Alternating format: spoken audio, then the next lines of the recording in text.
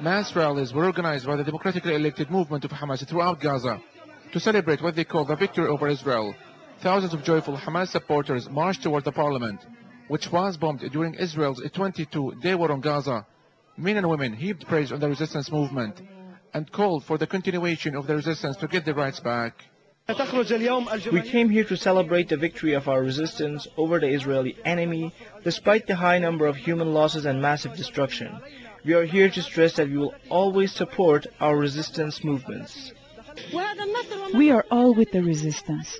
Our enemies try to intimidate us with warplanes and tanks, but we tell them they failed and lost the battle.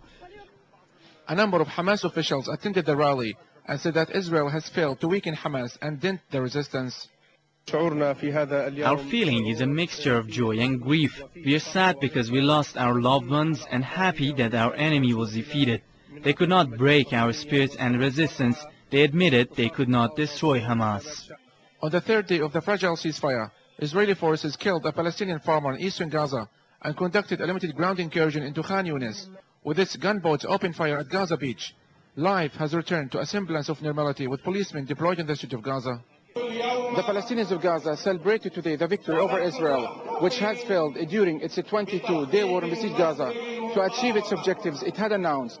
Now it's time to reconstruct devastated Gaza, which is still under Israeli siege. UN Chief Ban Ki-moon was the first high-ranking international official to visit the besieged Gaza after the ceasefire. He inspected the damage inflicted on UNRWA's headquarters and warehouse, which were burned during Israeli offensive. At a press conference in the UN compound, Ban Ki-moon said he was appalled by Israeli attacks on a UN compound. He also called the attacks outrageous and demanded a full investigation into those raids. I'm just appalled.